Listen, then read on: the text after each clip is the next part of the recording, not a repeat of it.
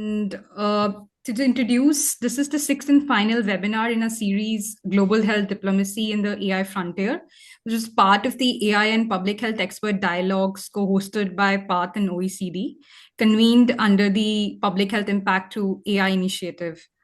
For those joining us for the first time, PhixAi is PATH's flagship initiative to shape AI for health conversations by accelerating innovations that advance universal health coverage. My name is Aishwarya, and I oversee this initiative and dialogue series. In collaboration with IndiaAI, this session is being hosted as a pre-summit event and under the India AI Impact Summit 2026. We invite you to post your questions in the Q&A box throughout the session, and we'll surface them during the open discussions, and speakers may also respond directly to the chat. With that context, I would like to hand it over to my colleague and co-host Eric from OECD for opening remarks and contest setting. Over to you, Eric. Thank you. Thank you very much, Aishwarya. It has been a fast 6 months that we have been running through this series, and this was the brainchild from a discussion that Path and I had in the spring in Bangkok. And the idea was, how do we create some sort of environment where we can bring together leaders and policymakers, funders, and just health professionals overall to really have some detailed discussions around what is some of the key challenges and opportunities for us trying to move ourselves forward in terms of the responsible scale of AI across the world. And we thought that each of our organizations were in a unique position to really contribute to the conversation, to really bridge that divide, so to speak, between the North and the South. It's really, AI is not something that is only to be benefit a small portion of people. The true benefits of AI are when it is beneficial for everyone. And so the objective to this work is really, how do we work together in order to help AI scale responsibly and globally? Over the series, we've looked at areas around low connectivity, resource constrained environments. What are some of the challenges within that, both from learning from people who have been able to achieve in some of the mistakes we've made with the initial digitalization of health systems, but also thinking about some of those areas where it is hardest to reach. We then touched on areas of the culture of AI and how to improve trust and trustworthiness, how to finance our investments in AI. We had a session led by our youth contingent, really focused on the impact of the workforce, or of AI on the workforce, and integrating AI into regular practices. And then last month, we really focused on regulation and ethics. Today, we really put a capstone on the whole thing by looking at what global health diplomacy looks like and how we can work together to really push that AI frontier.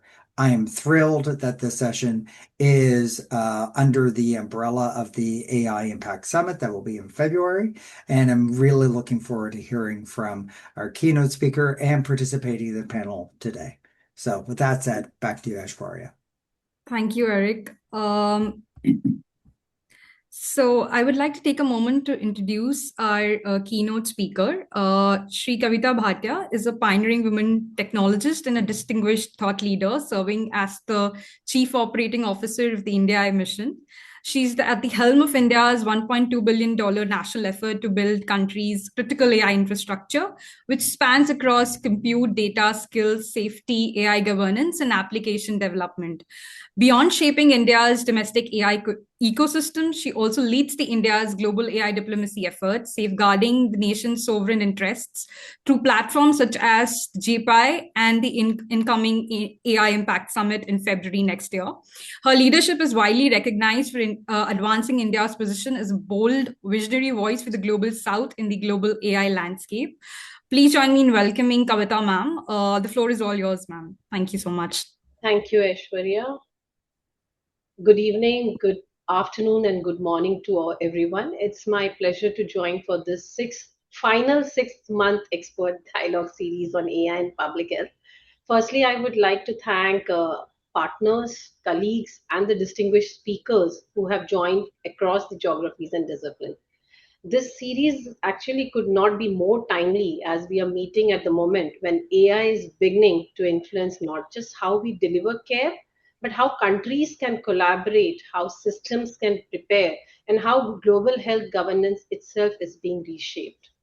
Our aim over the next 6 months, as we have already heard Eric, is ambitious but very essential because it is going to bring clarity, rigor, and foresight to the rapidly evolving intersection of AI and public health, and to build a shared understanding that bridges technologies, systems, and policy.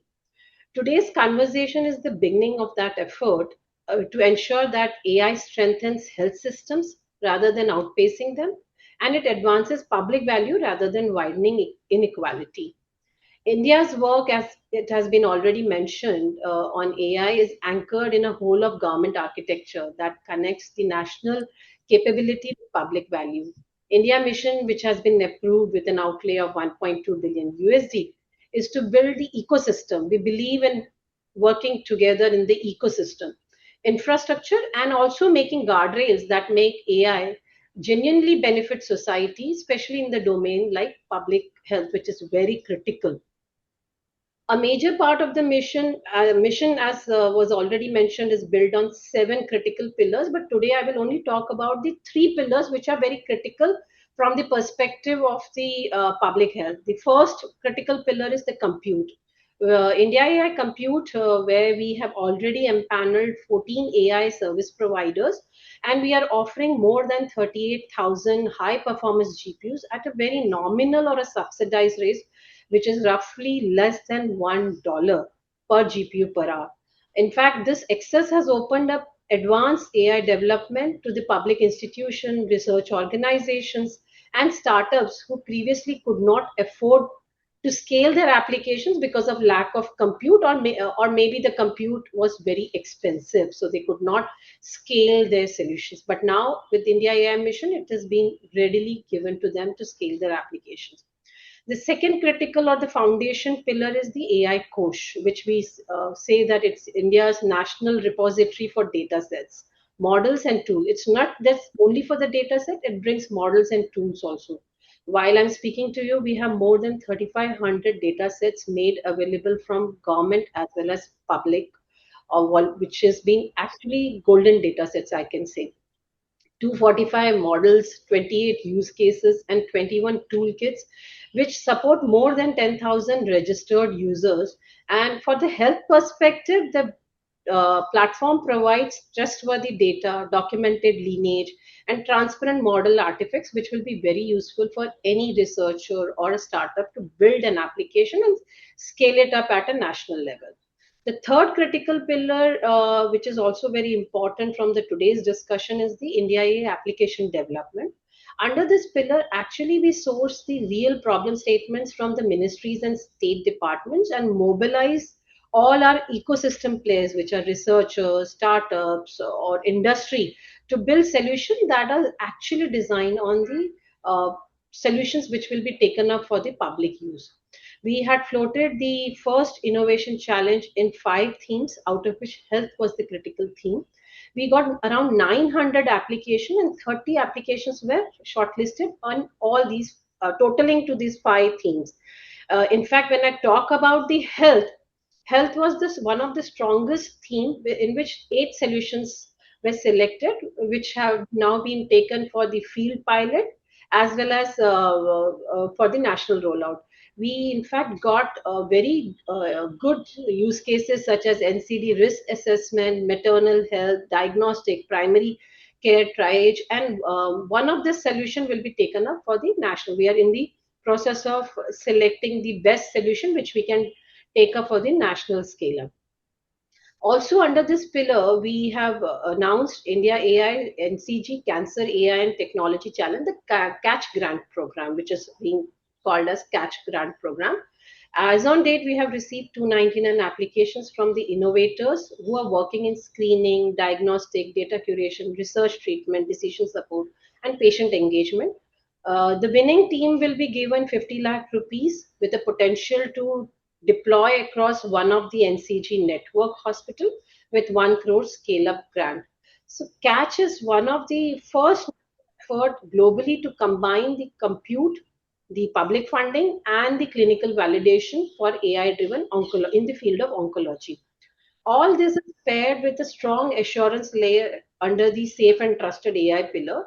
We have already constituted India AI's Safety Institute, which is built as a hub and spoke model, working on the evaluation framework, stress testing, and safety protocols.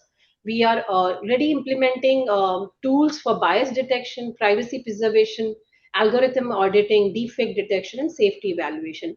In fact, in partnership with Health AI Global Regulatory Network, we are strengthening our ability to design clinically grade evaluation, risk steering, and post deployment monitoring framework, which is aligned to the global norms. These all efforts are actually guided under the India AI governance guidelines, which outlines the clear expectation for safety, transparency, accountability, fair documentation, and human oversight across all AI cycle, because we believe that human oversight is very important because it is touching thousands of life when we bring out these solutions. As AI is beginning to influence the global health in a way that go far beyond technology, it is shaping how countries build clinical capability, manage public health system, coordinate across cross-border responses, and negotiate shared standards.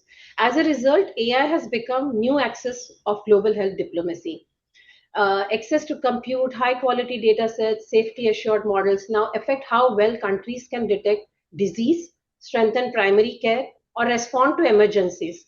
This creates both opportunity as well as imbalance. Many of the low and medium income countries are entering into AI era while still facing the structural gaps in infrastructure and governance.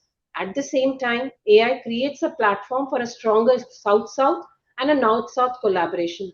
Shared health challenges, multilingual care delivery, workforce shortages, data variability, and need for trusted evaluation allow countries to learn from each other's approach. Diplomatic engagements become essential to align safety expectation, build regulatory capacity, and strengthen interoperability across countries. India's leadership in global partnership on AI, the Paris AI Action Summit, the Health AI Global Regulatory Network reflects this shift. These forums allow countries to jointly advance evaluation methods, safety protocols, and governance models that respond to real clinical workflow and public health constraint, not just theoretical principles.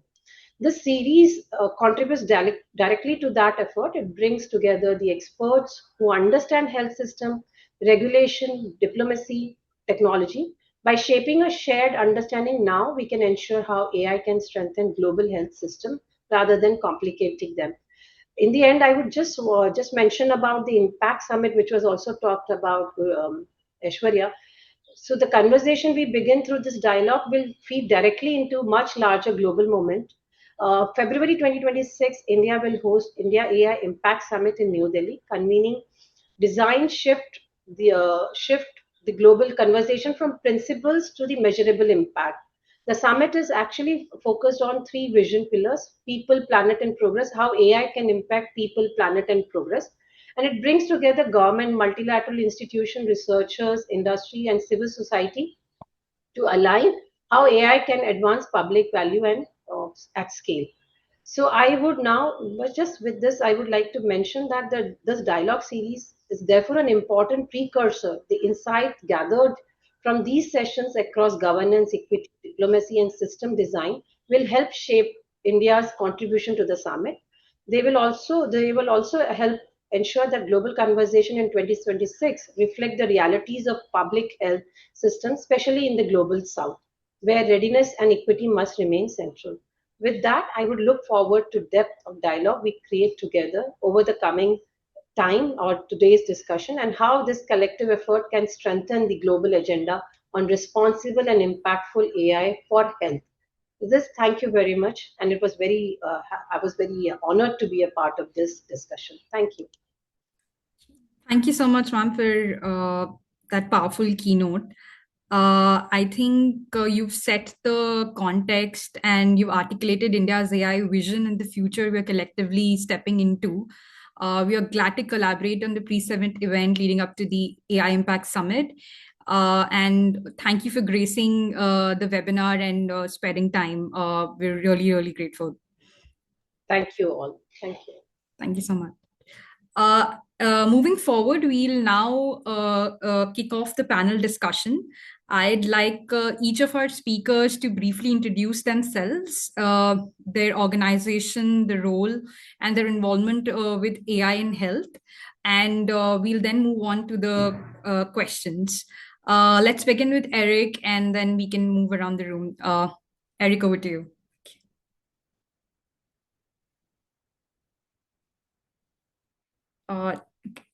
Unmute Eric, I think.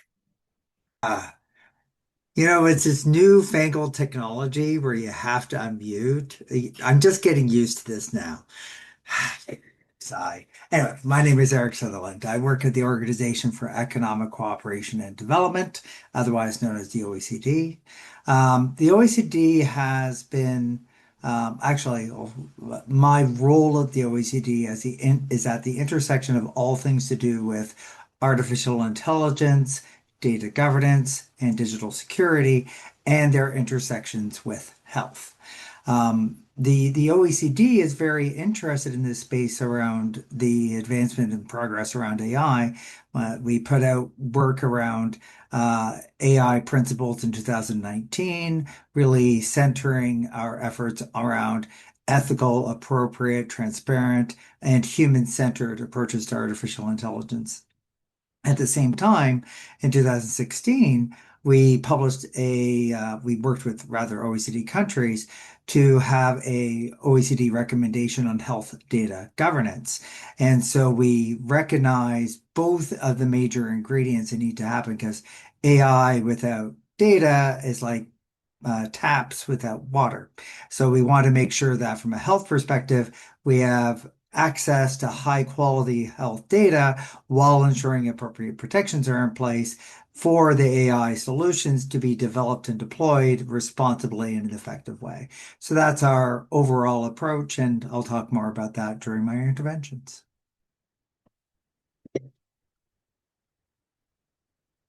Now you're on mute.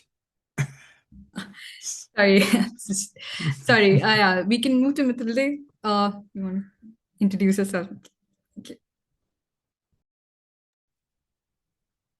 I'm sorry, I'm also having issues getting off mute.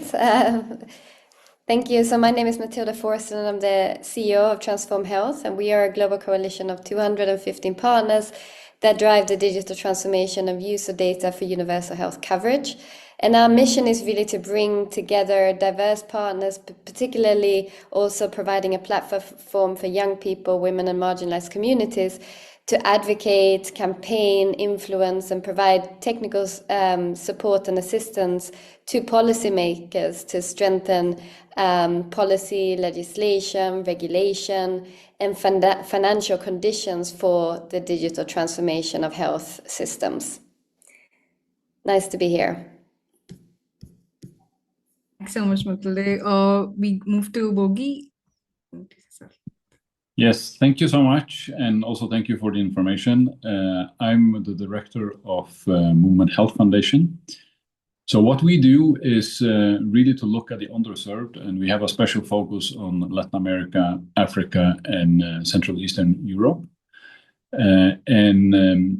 The focus on AI is what we call fit for purpose AI. So how can you go into these areas where you don't have the foundational data, you don't have the same frames as I'm going to say the best developed countries in many ways.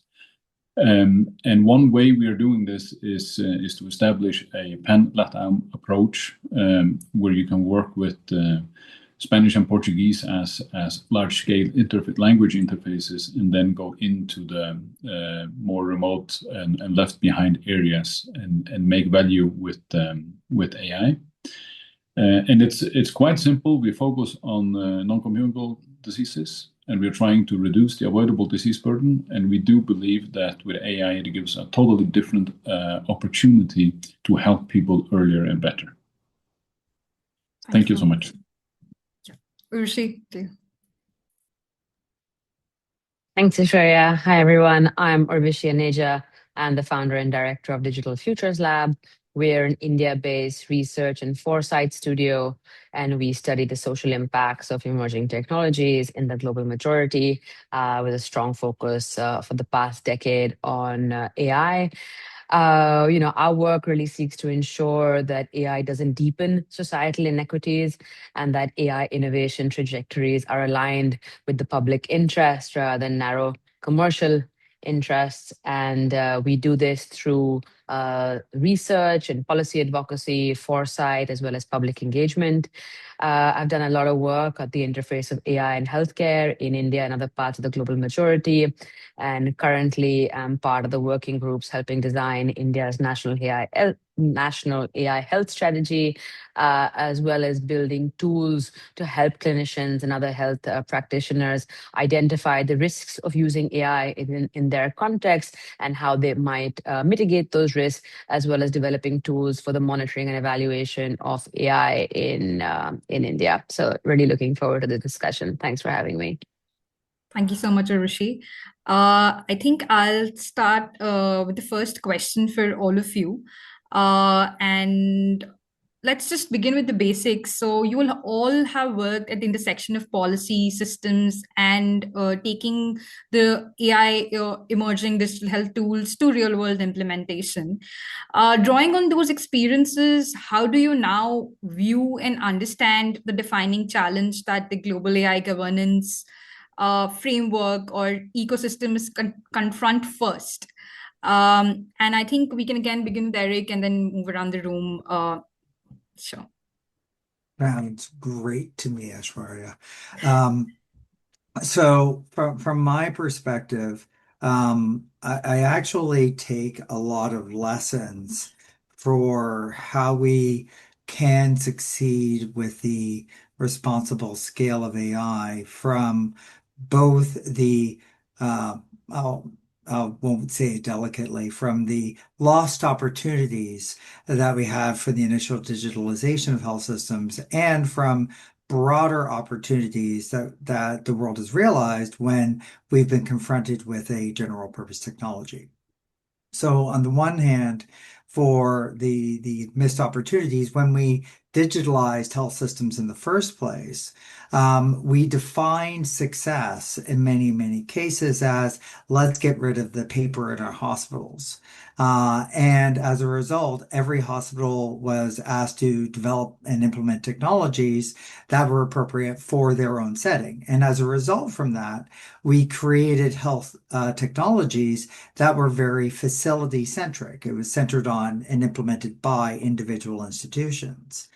And when we started to try to bring that data, the underlying data that was created through those technologies in and so any type of international or national footprint, especially in areas where we wanted to do some broader public health programs or even doing some monitoring during our COVID pandemic, we found it extraordinarily difficult in many, many cases because we didn't design the systems around the data and the use of the data.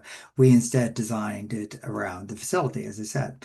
And what we are now really thinking is with the opportunity of AI around the corner, what are the things that we really want to do? Well, we want to have complete and integrated health records about a person across all facilities.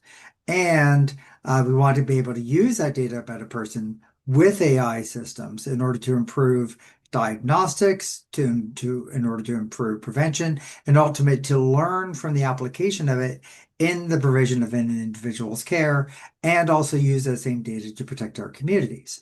So that's where we want to go. But the challenge is we have to build that glorious future that we want off of a foundation that has frankly been it was designed to be fragmented. And so we really need to think about what is it that we need to do in order to overcome the historic fragmentation that exists with our data assets, because data is really the asset that we have, which provides the water in our overall system. Whereas the technologies are the pipes leading to the AI taps that allow us to extract value from both the taps and, sorry, from the water and the pipes together. And as I think through that, I then go backwards in time, literally 100 years, to more than 100 years, to times when there were several things that were happening. We were discovering the power of electricity, quite literally and figuratively. And we were thinking about how to scale that effectively because we want to be able to use electricity in an effective way. And I fully recognize there are more than 500 million people in Africa that don't have easy access to electricity, but it is something that we recognize is something that needs to be addressed. And there are many parts of the world where electricity is ubiquitous. But not everybody uses the same taps or the same plugs within the wall. We have these little adapters that allow us to exchange things between various types of electricity. We've learned how to be compatible with each other. And that is where we recognize the value of it. We recognize that individual countries and institutions wanted to be autonomous about how they decided to do things, and or they were early investors and chose a particular path that would be difficult to undo. But then we worked out how to implement our ability to be autonomous, how to be compatible with each other. And a large part of that is what we need to do to work out how to scale AI effectively. How do we put things into place in order to enable the scale of our systems across our borders? Because, and the last thing I'll say here, and I'll save some of the other thoughts I have for later, is that we have to realize that a lot of the work that is happening around AI is not done, while it is done by small and medium enterprises within individual countries, we all aspire that many of our small and medium enterprises grow up to be multinational institutions. And yet, when they grow up to be multinational institutions who are trying to use AI to work effectively for the good of all, if they are subjected to differential and incompatible frameworks, it's going to be extraordinarily hard for those organizations to actually achieve the type of successes that we want. So ultimately, while we individually or within our countries want to achieve success with AI for the whole populations, we need to address the problem in a way that reaches vendors who are cross-border in and of itself. And so we need to think about what are the practices we need to put into place. And I will note that virtually nothing that I've talked about is actually a technology problem. Everything I'm talking about is policy challenges, it's educational challenges, it is decisions that are made, the incentives in place by individuals to actually allow AI to scale effectively. That to me is the biggest challenge that we have, is how do we enable humans to make the decisions in order for AI to responsibly scale and realize benefits for everyone. Sure. Thanks, Eric. Bogi, would you like to share your experience? And okay.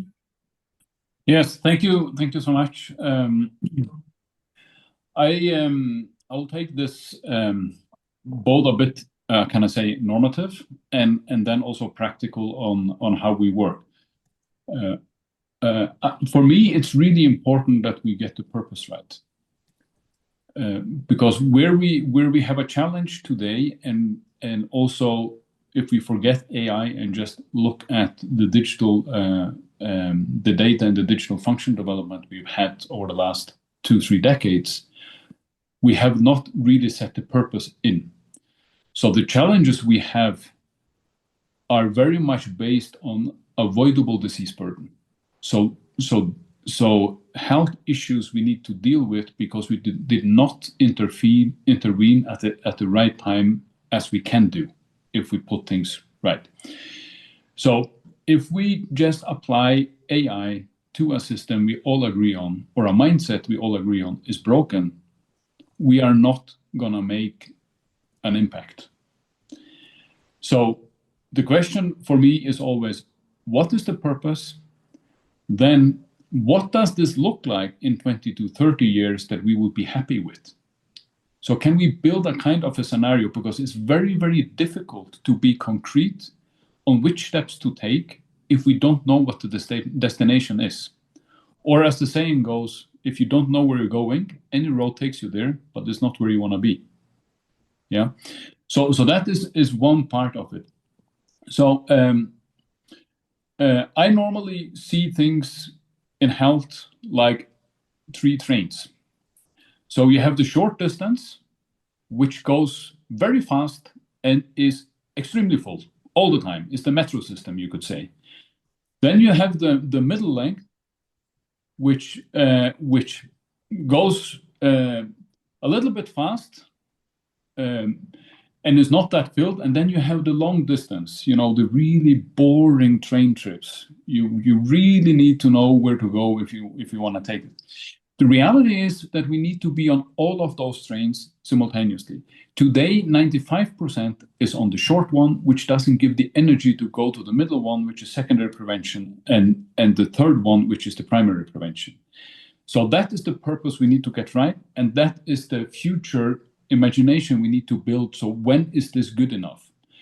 And then when it comes to how do we then work with data, I agree with Eric. This is not a tech question. This is what do we want question and how do we control question. So dignity to me is the core concept. And Eric and I have discussed this many times. We have fallen into the trap to protect data, but we produce data to protect people. So how do we switch that? How do we get that reverse? Yeah. The second part here is that we see a rapid change, also enhanced by AI, to go to real-time data. And now when we capacitate people to take responsibility for their own health, this will, for the large extent, be with real-time data. So it's a totally new game on how we're going to work together on this. Then one of our biggest challenges is that cure in health is profitable, prevention in health is not. If we want to make the change, we can apply as much AI as we want to. If we are not changing that dynamic, we are going to be in the metro. We are not going to be on the long haul train. We are going to stay there. So that is where we are really, really trying to focus. So reducing the avoidable disease burden with health as the most important societal pillar. So where you go in and say, health is not something you do because things go wrong. It's something you do in order to keep things on the right track. Yeah, and our focus especially in Latin America is to say, okay, there's a huge health challenge here. The NCD burden is exploding, and you still have communicable diseases and accidents and violence to deal with, but you have the same NCD burden as in the richer part of the world. So how can you practically go in and help working in the different settings in bigger hospitals and health posts? How do you equip nurses to do doctor jobs, because you will never get a doctor into these areas? How can you make 20 data points actually make it possible to intervene earlier in areas, or maybe even 10? And there you also slowly need to begin to work with the person as the partner in their own health. Sadly, the reality is that we still have a huge part of the population who does not have access to smartphones. And even if they have, they cannot be online all the time on that part. So there are also parts we need to relate with. How can you work offline in simple ways with that? So we are right now initiating so we have made an agreement with ORAS, which is the Andean Countries Health Organization, on how to try to build with their countries across the boundaries, and working with Peru as a pilot countries, and then going into some of our projects in cardiovascular and cancer health on how we build this. And if I go back to what is important here is, I think Eric also alluded to that, governance, traceability, accountability, and how do you not harm people in the future? So this is the biggest task that we have not solved. I haven't seen a solution on that yet. But if we cannot use data more freely than we are doing today, this is going to be really, really difficult. And this is where our imagination and willingness to rethink what do we want this to look like going forward. Thank you so much. Thank you so much, Berg, for sharing that. I think the reimagined approach towards integrated, participatory, data-driven healthcare is what we should aim at. And with that, I think I'd like Urvashi to come in and share her thoughts. Thank you. Thanks, Usharia. And I really, couldn't agree more with, most of all of what Bogi was saying. I think one of the most important things from where I sit is really starting with purpose. So the importance of identifying and centering public health statements rather than technological abilities or technological capabilities when defining an agenda for AI, right? And that's something I think we need. And to do that, we need to really ensure that we're working with local health officials, that we're working with frontline health workers, and we have the kind of right people in the room. Because otherwise, what we see a lot is it's the kind of technological capabilities that are driving this conversation. And I think related to that, around a kind of purpose-driven approach, is that, I have reservations about how much we focus on use cases. There's a million, it might be an exaggeration, but there's thousands and thousands of kind of use cases for AI for health. But all those use cases themselves are not going to necessarily add up to the structural transformation, the systemic change that we need. We need a larger kind of public health vision, and that we need, and that again needs to be informed by the right expertise. And then you have AI responding to that public health vision, rather than a string of kind of use cases that are expected to add up to kind of system change. And I think that visioning also in some sense needs to be a lot bolder, right? Like, where is it that we want health systems to be 10 years from now? What is it that we want them to look like? Is it just that we want the existing system to be more efficient? That may not be the best way forward, because the existing system is already baked with very deep structural inequities. So to give you an example, I see a lot of use cases of chatbots for frontline health workers to reduce the kind of burden for frontline health workers. But, the reason that frontline health workers are so burdened is because of a whole other kind of structural reasons. They don't necessarily need more access to information, and that doesn't kind of bode well for a future more grand vision of where we want to go with AI. So that's the first kind of set of comments I wanted to make. The second comment I wanted to make, which is also, again, picking up from what Bogi was saying, which is, that we need to be using data more freely. And I couldn't agree more.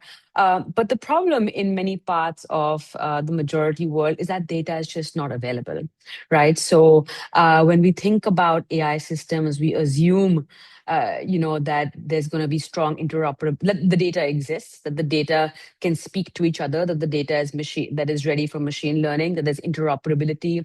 We assume that there's stable identifiers. We assume there's consistent record keeping. We assume there's kind of functional referral systems. We assume there's predictable patient behavior. All of that is actually assumptions that fall apart quite quickly in many parts of the world, but certainly in parts of the world that I have done a lot of work in. And so what that means is that, we have a very, very broken health data infrastructure in the first place. And it's not so easy, and this problem extends to even like the kind of testing and validation of systems, right? So you have kind of AI systems that might be built elsewhere, and then we're planting them to another context. And, we might want to then test them or validate them on local data sets, right, to see whether they work in that particular context. But even building that testing or that validation data set is not so easy. So imagine a hospital that then has to train it or test it on its own local data. What is the correct sample that it should use? How should that hospital do that sampling, right? Like, doctors are not statisticians. They don't necessarily know always how to build that sample data set. So the data problems are so deep and so acute in many parts of the world that, just freeing up that data is still many steps away. And maybe what we actually need to do is actually re-engineer how these systems are working in the first place. So that, you have automated data collection, for an example. So you build systems very differently so that automation of that data collection is built into the system. But then that, as both Eric and Bogi was saying, requires that we think about the governance very, very upfront, right? Because those automated data collection systems can very easily turn into kind of surveillance.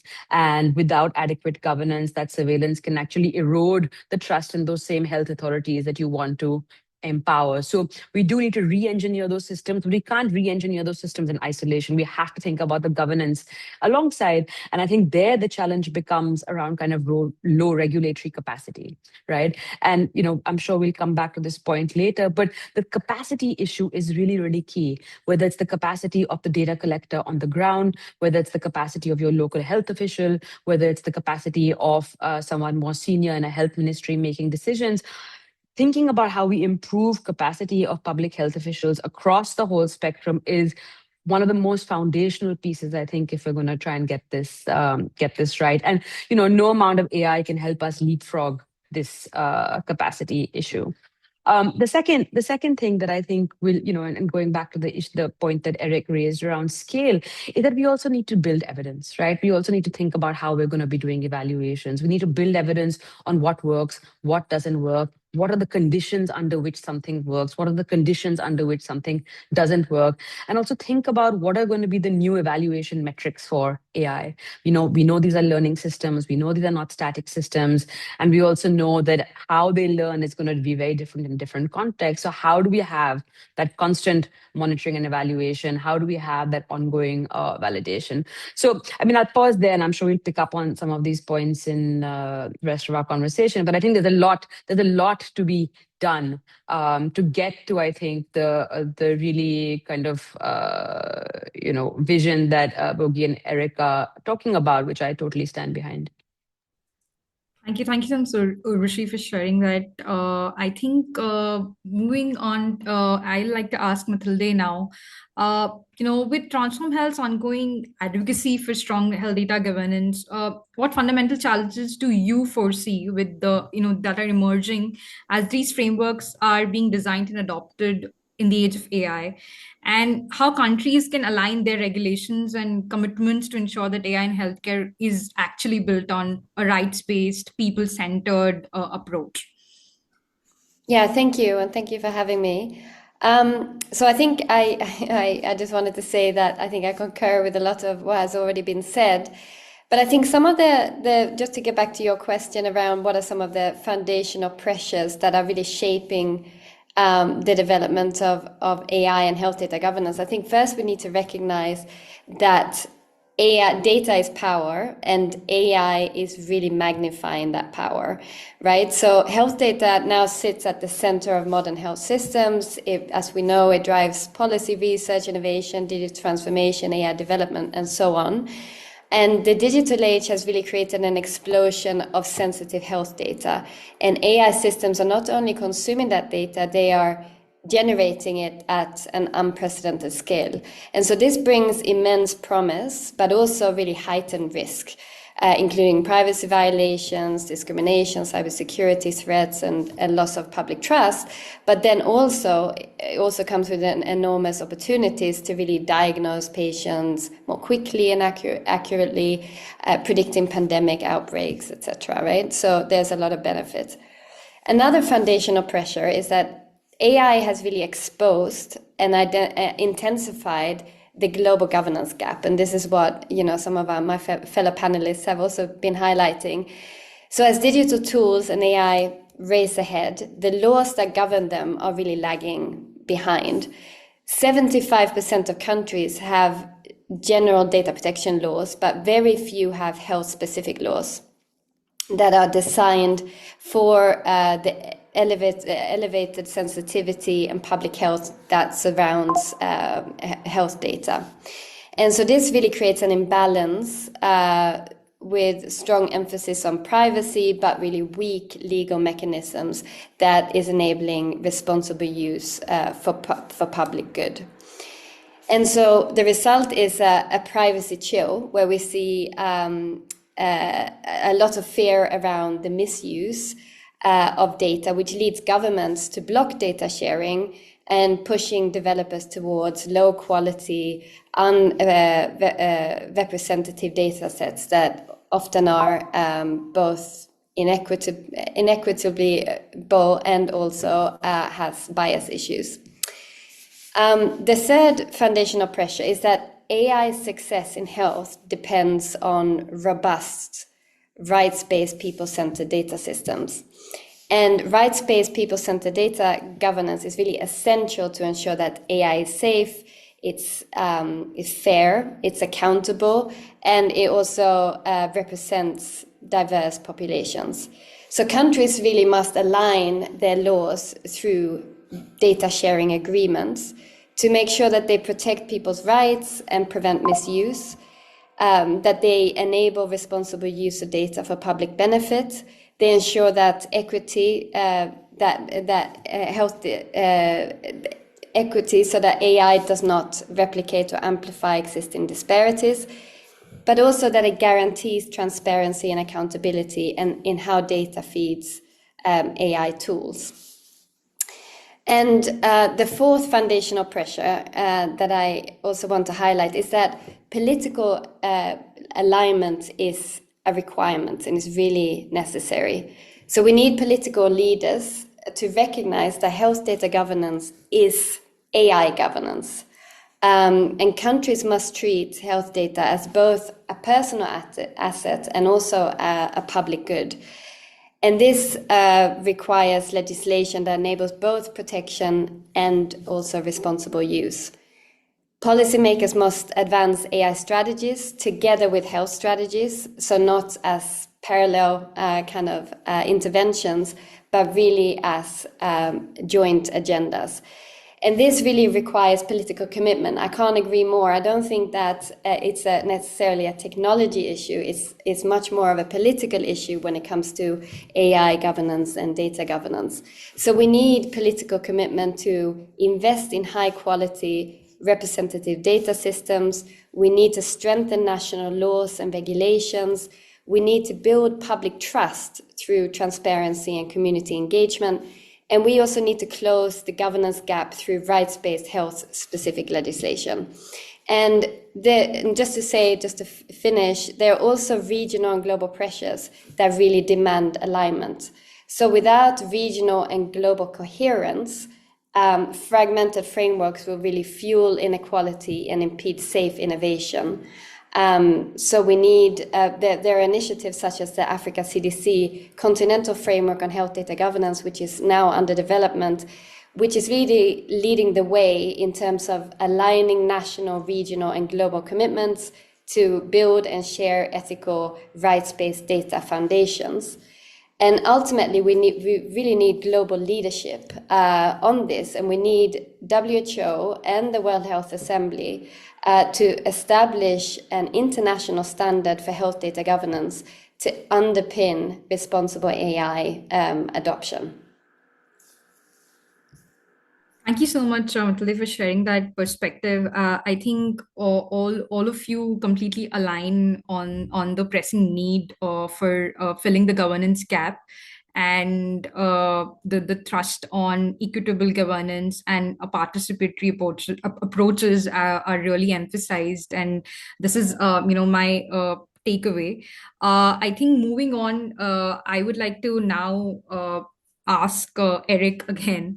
With your contribution to advancing digital health ecosystem at the national scale and also spearheading multilateral engagements, what core elements should countries begin converging on to build an AI-enabled public health infrastructure that is actually and genuinely trustworthy? Excellent. I think that part of the challenge that we have in health and AI is that we have different forces that are working on us at the same time.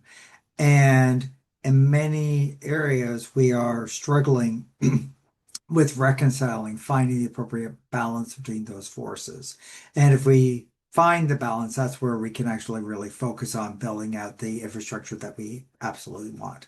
Let me be more specific. So, in many places, there is an AI strategy that is really about how do we enable this technology, and the technologists will say market forces are dominant. We want the market to move our work on AI. And so the market yells at the health sector to say, hey, why aren't you health sector moving faster? Whereas the health sector yells back saying, our job is to make sure we are doing no harm. There's this little thing called the Hippocratic Oath. We need to abide by it. We need to make sure that we are deploying this safely and effectively for our populations. And then there's a third force, which oftentimes we forget about in the conversation. And the third force is actually the public, who is, for being overly simple, is saying, do not forget about me. Make sure you scale to every person. And so we need to find an approach that allows us to scale fast, respecting the public and the market forces, while doing no harm, which is respecting the needs and edict of the health system. And when we scale and when we design our overall strategies around how to scale fast and do no harm, we bring those three tensions, those three forces into direct tension with each other and establish governance structures that are accountable for resolving those tensions. And this is where I find that countries that have developed AI strategies without really acknowledging the idiosyncrasies of health and respecting those other two forces are stalling with the ability to effectively deploy and scale AI within the health sector. And so across the OECD, we did a recent survey where we identified that 11% of OECD countries have actually built specific strategies at the intersection of AI and health in order to reconcile those three forces against each other. And I do know there are several more countries that have strategies in development.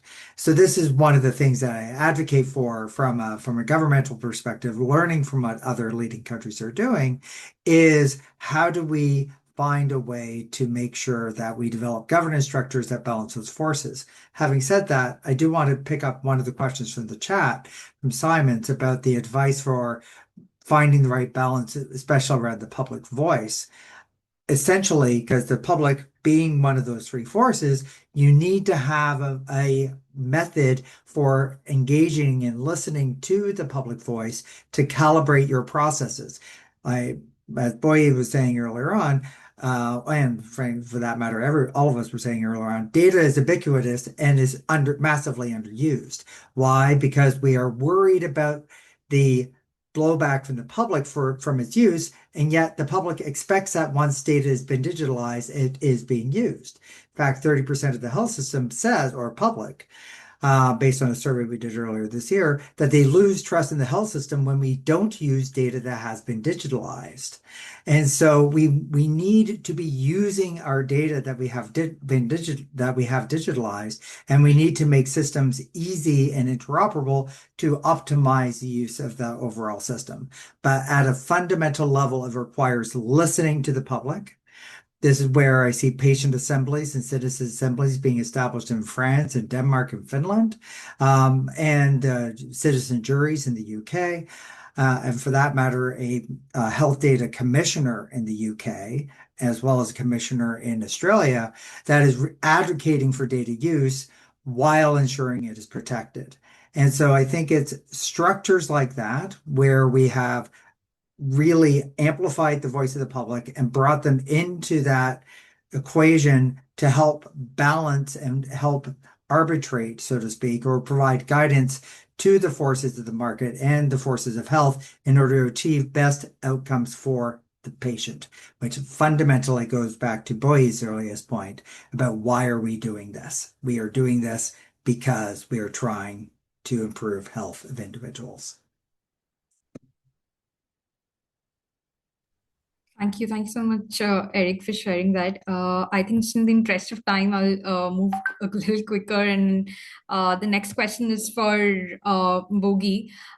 Given your work at Movement Health and the future-oriented lens on population health outcomes, what kinds of governance paradigms should global actors prepare for as AI becomes embedded across entire populations? Can you just throw some light on that? And we request everyone to just be a little concise in their answers in the interest of time. Thank you. Thank you so much. Yeah.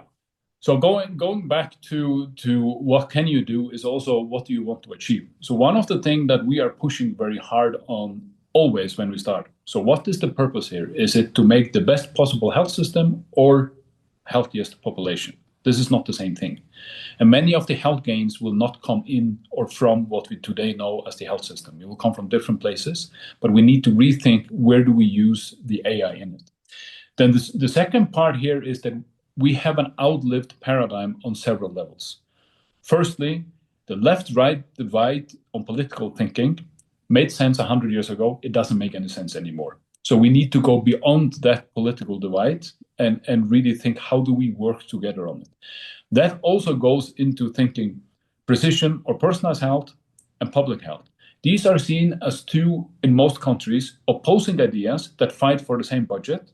It doesn't make any sense, because if you want to make one of them to work, you need to have the other one to work. The aggregated public health needs individual data. And the individual data, to be precise enough to make sense, to apply on a personalized health approach, needs the public health work through it on an aggregated way. So that comes back to how do you then work? So in 2019, when we did the first phase of Nordic Health 2030 on how do we go with all of these new technologies, we took Leroy Hood's old P4 medicine and put in an additional one. So he worked with personalized, preventive, predictive, and participatory for the genomic revolution at that time, 20 years ago. And if you put in potential, meaning that you now actually can give data real time to the person, but you can also let the person produce data real time. So going back to how do we work with the global majority, I don't think we should copy what we have built as architectures in the global minority, or what we want to call them, because this is outlived and made for static data and is made for improving systems, not for health outcomes as a first priority. So this is where we need to change our way of working, and we should also remember that we can produce real-time data. We will work with digital biomarkers as well as biological biomarkers. We need to combine that. If we want to have the impact that we all are dreaming about, this is about primary care. This is about automated data capture at home and with the people. So when we in genomics talked about the exposome, so everything that affects you, now we actually have tools to do this and put this into the hand of the individual. So I will make this very simple. Why do people use social media? Because they provide something and they get something real time. And that is the big question for us. If we want the person to provide data and we are not giving them anything back, let alone we are not using the data, but we are not giving them value back, this will not continue. So this is, in essence, we need to redefine what is the solidarity principle of using AI and working with data for improving health. So that part we are missing a bit. And I will end now. So we have a tendency to say it's a political challenge. And when it doesn't work, it's because the politicians don't understand it, or there's not a majority government, or whatever. But we need to have the administrations of countries and regions to work really with this. We need to have the business environment to take responsibility and be a part driver on this. We need the civil society to step up and also be a driver of this, and we need the individual person to be there. It's too cheap to say it's a political challenge. It's something for all of us. So last point I need to make. The biggest challenge we haven't mentioned is that we have a huge leadership gap. Because in order to make this right, you need to handle super specialization and holistic thinking at the same time.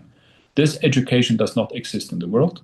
Very few people have this as a natural adaptive way of working, but we need to get to granular to work. So how do we know which kind of cancer to treat or who to screen and work with, as well as having the public health approach? So how do we prioritize when we work with this? So that is really where we move from that we just want the system to be as good as possible to actually have the health outcomes as the driver. And that's where you make prevention profitable. Sure. Thanks so much, Bogi. I think you need to apply an AI on me to be shorter. I know that. Sorry. no. That's okay. That's okay. Yeah, that's okay, Bogi. I'll just quickly move to Urvashi. So, I wanted to, and you have highlighted that briefly, but drawing on DFL's research and your own work on how AI systems inherit assumptions and power structures, how do you think that these underlying design and data biases shape the risks we must anticipate when these systems are introduced in public health, especially in countries and contexts like India and the LMIC? Yeah, that's a great question, Aishwarya, and really important. And I think I alluded to some of this earlier when I was talking about the data issue. So, very quickly, we have AI models that are trained on high quality, well-structured data sets from high income contexts. They assume that there's a similar kind of data availability in the global majority, but that's often not the case, right? So that means that when these models are not adjusted, you could overrepresent certain kinds of populations, you could underrepresent other kinds of populations, or you could miss conditions altogether, for an example, right? And then the risk there is that you have policies and resources that become skewed towards the populations that are better represented in the data, and you're building systems to cater to those populations. And actually, as a result of AI, then you're deepening health inequities. Or similarly, you could have, automated decision support systems that end up triggering misclassification, or there's improper triage, that there's a denial of benefits. So particularly people who are kind of navigating fragmented pathways, right? Like, so one of the things that I mentioned earlier was that AI systems assume that there is a certain stability or a certain predictability to what the patient's care pathway is as well, right? But we see in most contexts, like, that pathway to care is pretty messy, right? Like, there's health advice taken from somewhere, there's an informal healthcare provider, there's a hospital, there's all kinds of actors and permutations involved in that. So, like, the health seeking behavior of individuals looks very different from how the gaze of an AI system, or the way that an AI system might capture a patient's health journey. So when an AI system is not, and it's more fragmented for certain parts of the population, right? For those who typically don't have access to kind of more institutionalized forms of healthcare. So when you have AI systems introduced in those contexts, you might actually end up disenfranchising those people whose kind of messy reality is not easily captured by a kind of binary codified kind of AI system. And then again, what you're doing is kind of deepening health inequities. I think there's also, aside from the data issue, there's also this issue of, when we're designing systems, and again, this goes back to the use case problem I see, like when we're designing systems, we often take a use case approach, but we don't think about how the use case actually fits in with the larger health system or the larger kind of health context, right? So for an example, you could design an AI system for faster cancer detection, right? But it'll be insufficient if people don't actually have the resources to pay for that immediate treatment, right? So then you're actually creating this very paradoxical, or this situation where you're getting faster cancer detection, but there's nothing that someone can do to act on that. So, if taking a system approach, for an example, would then require you to think that, okay, so then if I'm building this system for faster cancer detection, then I also need to build a system for cashless hospitalization, right? So that someone can then actually leverage the efficiency and speed of that AI system and get better healthcare.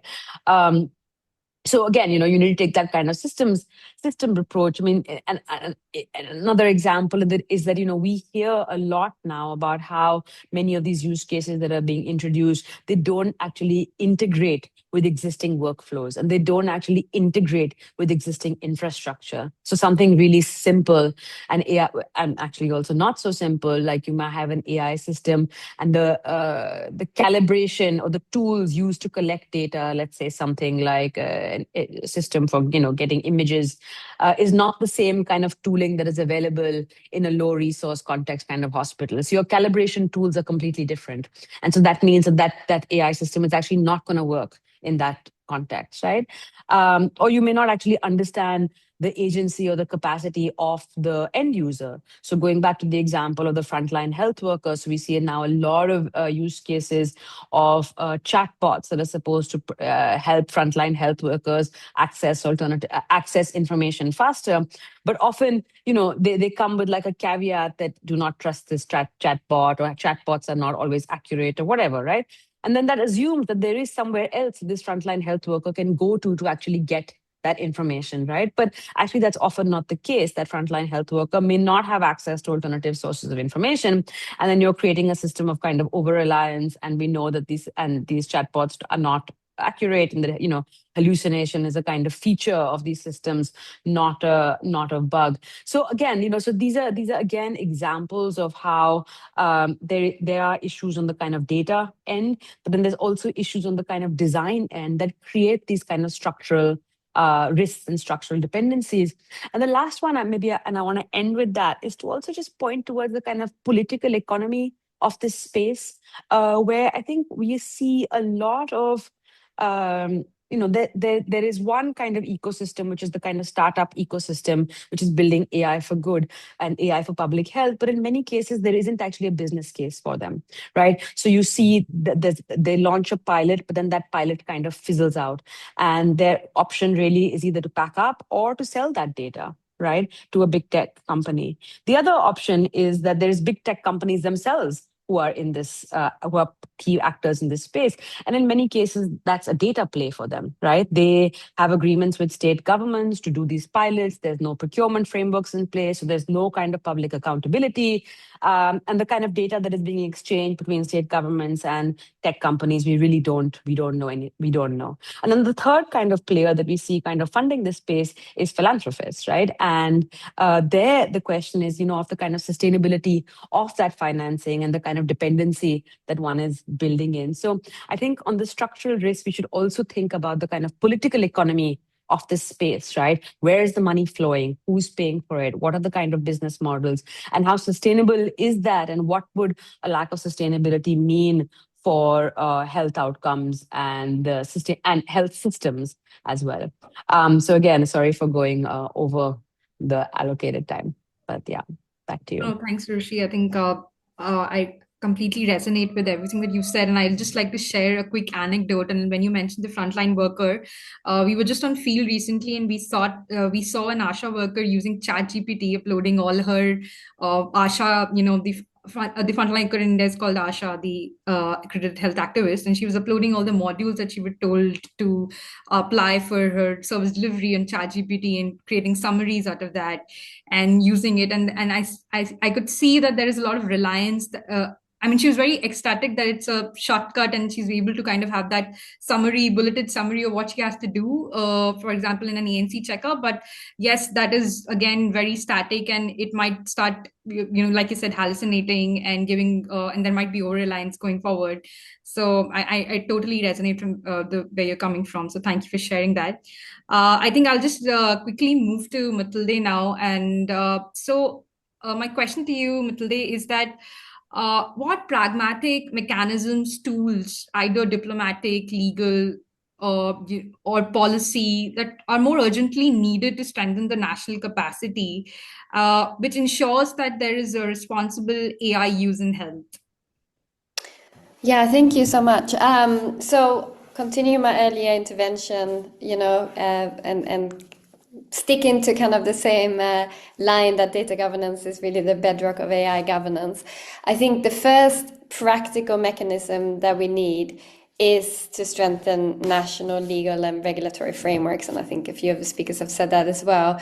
So countries urgently need health-specific data laws that are patient-centered, and laws that really provide clear guidelines, guardrails for collection, use, sharing, storage, and even deletion of health data. And these laws need to be to include strong privacy protections and enablers for public interest data use. And they also need to guarantee, of course, transparency, accountability, equity, and rights-based safeguards. So in terms of the work that we are doing at Transform Health, we have developed some practical tools to support the updating of such national legal and regulatory frameworks. We have developed a set of health data governance principles that have been signed and endorsed by more than 170 organizations. And you can go to healthdatagovernance.org if you want to read and understand more about them. We have also developed a model law, which is a blueprint, and which also includes an implementation guide to support governments in strengthening national frameworks.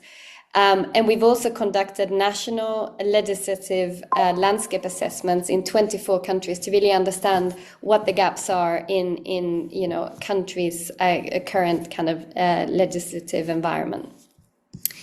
The other thing that we need is to build institutional and technical capacity. I think some of my fellow panelists also mentioned this within governments. And governments really need to strengthen legal, regulatory, and technical capacities to govern both data and AI. And this includes, as Eric alluded to, we need to really have or develop or set up regulatory agencies that are capable of auditing AI systems. And without this, even good laws remain unimplemented. So this is something that we really need to focus on. We also need to really focus on diplomatic and political mechanisms for regional and global alignment. I mentioned this also in my earlier intervention. As we have seen from regional bodies such as the Africa CDC and the Africa Union, with the development of this new continental framework on health data governance for Africa, this is really a key milestone that is providing shared principles and alignment across national frameworks. And this regional leadership must be elevated to other regions, but also to the World Health Assembly, as I mentioned before, with a WHO resolution or something equivalent that would establish a global framework and really protocols for cross-border data sharing. And such diplomatic mechanisms would help reduce fragmentation, it would enable interoperability, and it would also create the legal coherence needed for safe AI development.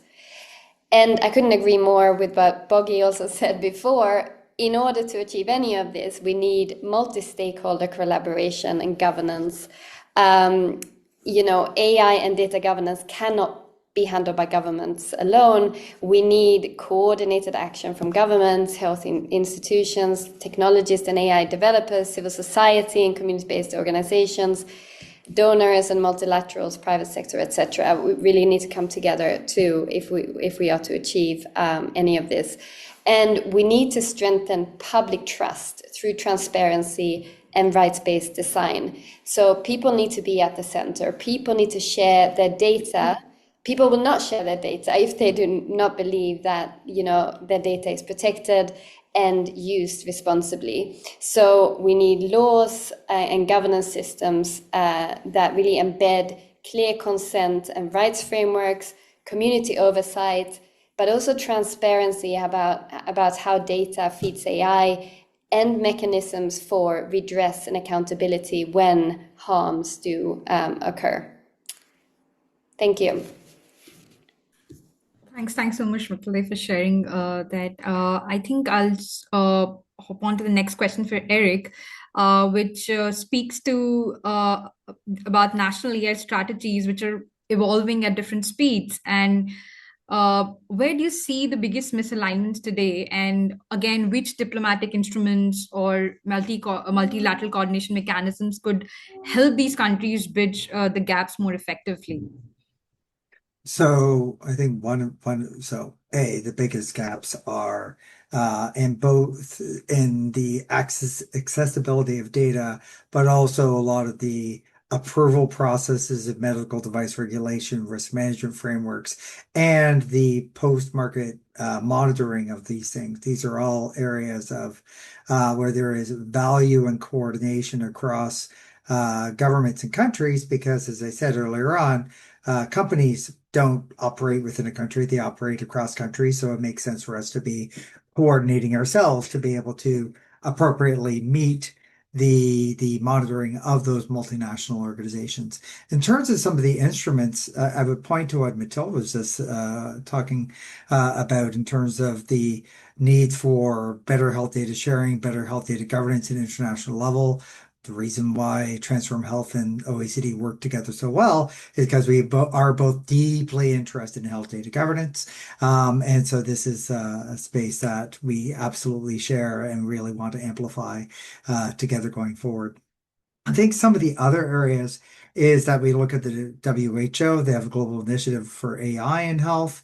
They have several groups that they're coordinating to actually look at some of the specific areas. And then there's other groups like the Global Digital Health Partnership. There's obviously the OECD and the World Bank. So there are many of these international organizations that are all trying to tackle what some of this space is around global coordination.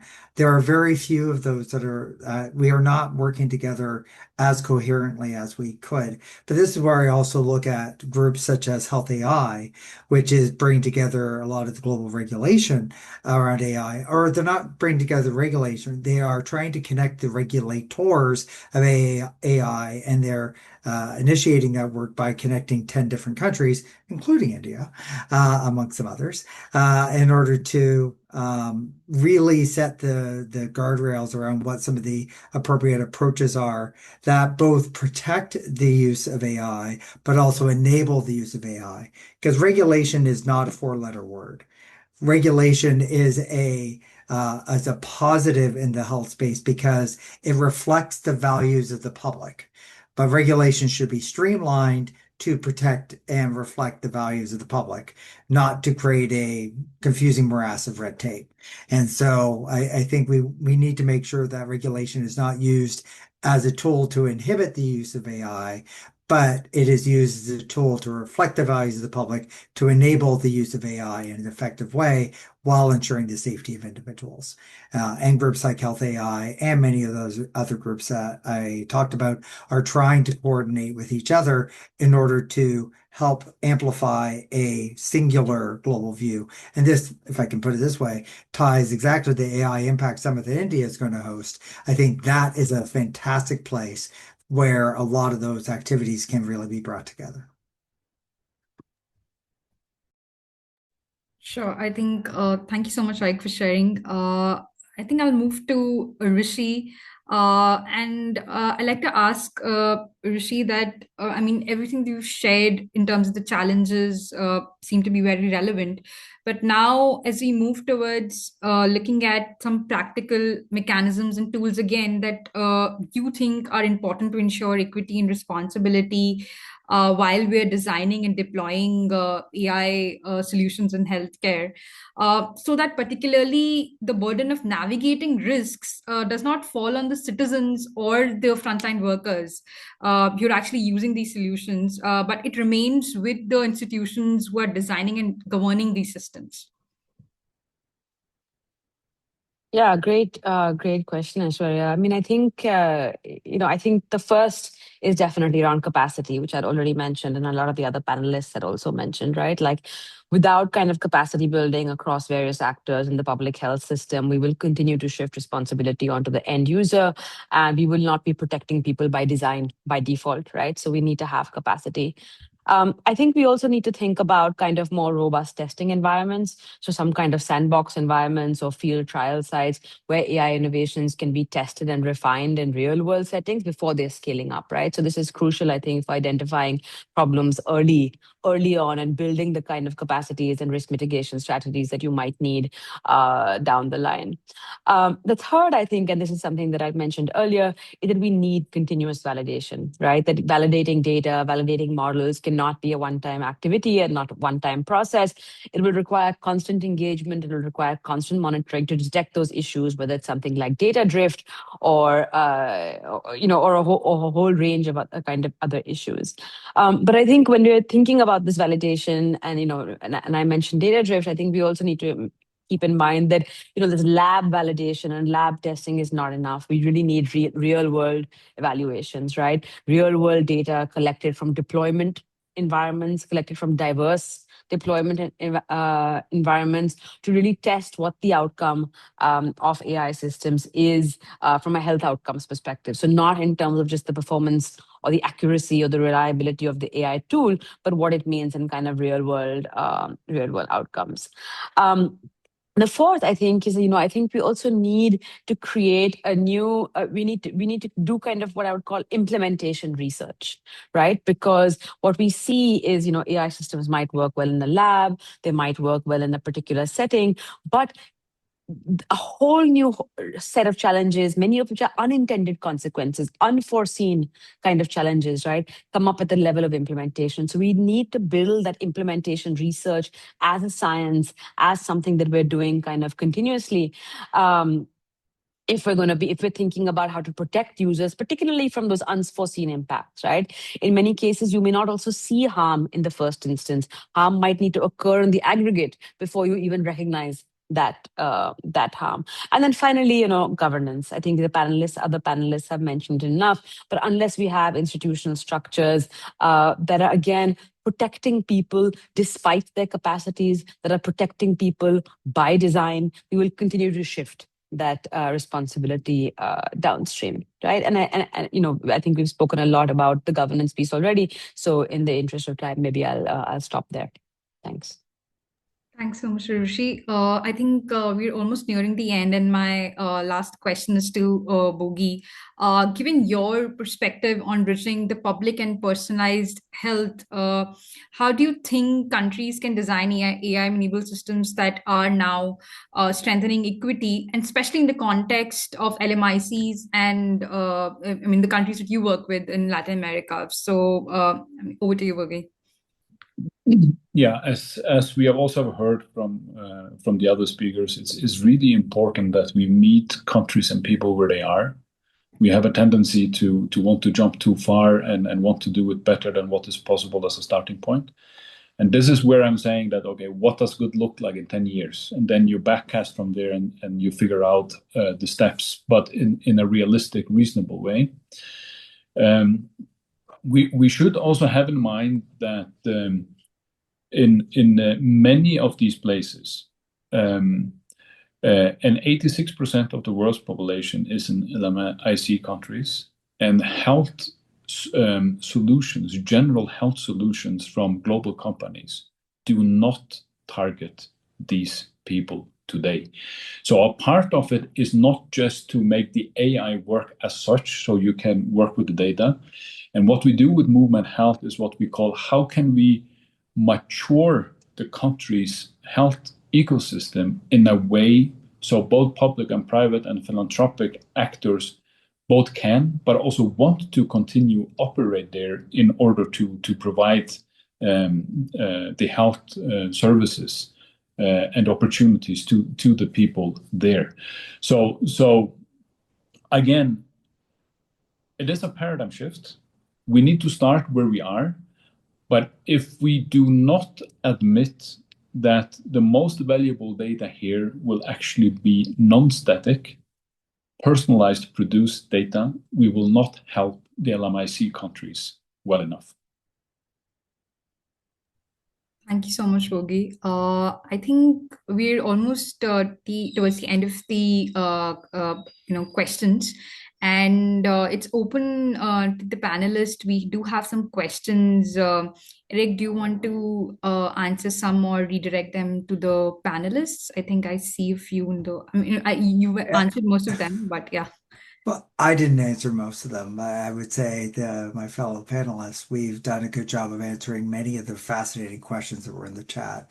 They ranged around areas around people engagement, around trust, around use cases, around the challenges that, frankly, many of us have talked about. But the one that's left there is really interesting because it's reflecting that many of the recent activities around digitalization, especially around from African perspective, there is concerns that it is going to be, if I can put it this way, a large sponge that is put on top of Africa, where the data around Africans are picked up by large technology companies and used to benefit health activities in the rest of the world, but not necessarily back in Africa. So I think a big part of why that, and actually I will point back toward some of the model law work that Mathilde talked about earlier on. Maybe she can talk a little bit more about it, is that that really reflects how to protect data in lower and middle income countries. So it provides a framework guidance around how to do that effectively in a way that makes sure that when data are accessed and used, it is used to benefit the people that the data are about. But do you want to talk about that a bit more, Mathilde? Yeah, no, sure. And I'm happy to also put a link to the model law in the chat afterwards. But as you say, yeah, it's based on the 8 principles that I mentioned earlier. And it really looks at, how to govern data equitably and inclusively with a rights-based lens. And, the model law is functioning as a bit of a blueprint for countries to use when they're updating their national laws, but it's also being used now in updating regional regulation in Africa, right? To as Eric rightly said, really make sure that the right regulation is in place to safeguard Africans from exploitation or for their data to be used in a way that is not appropriate, for example, right? And similar frameworks need to be also developed in other regions where there aren't any such frameworks in place. And as I also mentioned, we do need, a kind of common framework globally that would help us kind of agree to what such global regulatory standards look like. But this is no easy task. This is going to take a lot of time and a lot of effort and a lot of diplomatic will and political will for us to get there. So I think this is what we need to continue to really push for over the next few years, to make sure that, our political leaders, our politicians that represent us at some of these forums are really representing us well and are asking the right questions and putting the right policies and frameworks in place, both at the regional, national, regional, and also at the global level. Hope I answered that question. Thank you. And for what it's worth, I put the link in the chat already.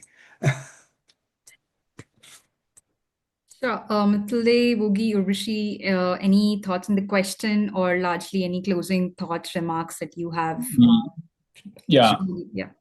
If I agree what has been said. I do also agree that this is a huge challenge. So what does public good actually mean? So one of the reasons we started Nordic Health 2030 some 6-7 years ago was on the question, what happens, and this is of course in the Nordic welfare society settings, when your solidarity system, which is based on geographical closeness, goes to be half analog and half digital. What does that do to solidarity? And I think this is one of the missing, how can I say, point on making sense and being dignified, is that we need to keep solidarity. And if we, with Eric words, have sponges that are resilient to solidarity, it is going to be a challenge. And this is something we need to require from actors. It will never come by itself. We need to require these things as a common good. And when you talk, sorry, I'll just finish this back to my background in genomics. So your genome, if you cannot compare that to a repository of many genomes, has no value to anybody. Yeah. So it's not just public good, data as public good, it's also the person as a part of public goods that we need to understand. So it's rights with obligations, both at an individual and aggregated level. And that's where we need to, that's the way to make a sponge-free society in AI, if I can say it in that way. Thanks so much, Vogi. Urushi, any closing thoughts, remarks from your end? I mean, maybe just a final kind of sentence. I think all of this comes down to having trustworthy institutions. If we don't have institutions that we can trust, then many of these kind of ambitions will fail. Will fail to realize these ambitions, and it will result in the exploitation of people. So, really thinking about trustworthy institutions, and that's not just institutions for AI, but more broadly our governance institutions. Thanks so much, Urushi. Matilde, anything from your end? No, I think we need to really involve patients in the conversation. They need to be part of designing these, frameworks that are needed to really regulate better AI and data. And I couldn't agree more with what Urvashi was saying. In order to have trustworthy institutions, we need to ensure that there's accountability mechanisms in place, and that's where we need people at the front and center to really ensure that. So yeah. Thanks so much, Matilde. I think I'll hand it over to Eric for any closing reflections that he may have, and also thank all our panelists for meaningfully engaging in this conversation today. I think it was a great learning for me, and I think the audience as well. And I see the passion and commitment that you bring to the table with all of your experience and work, and your perspectives have really added depth and clarity to this important conversation. So we appreciate the time and the expertise that you shared with us today. Thank you so much again. Over to you, Eric. Thank you very much, Ursula. So I would just simply say thank you to all the participants. Sorry for going a few minutes over, probably largely my fault. I got a little overly passionate during the discussion. I would dare say, having done 6 of these now over the span of the last several months, it has been fascinating to see, but also optimism. I have a lot of optimism for what the future could look like when AI is deployed at scale for the benefit of everyone. But in order to achieve that, as we've talked about today, it requires cooperation across borders. We need leadership and championship from people in order to help that occur in a responsible way. We need to be listening to the public about what they actually expect of our health systems. And most of all, we need to give it time, but also to make sure that we are pushing ourselves with a bit of impatience, that where there is good to be had, that we strive to achieve it. And this is where a lot of the conversations we've had today around some of the specific use cases or opportunity areas where AI can be deployed effectively, let's just do it and find ways of actually achieving that value while we're protecting people from harm. And so everyone knows what we're going to be working on with PATH right now over the next several weeks and months is we're going to be compiling the insights from these 6 webinars together into a compendium report, which we'll be sharing early in the new year. So I look forward to sharing that with you. I think we're going to aim to try and get that done before the AI Impact Summit, because that would be where I think many of these insights would be most impactfully heard by the international audience. So with that, I want to thank PATH for the partnership that we've had throughout the last several months. I think this has been fantastic, and I wish all of you a good remainder of your days, wherever you may be.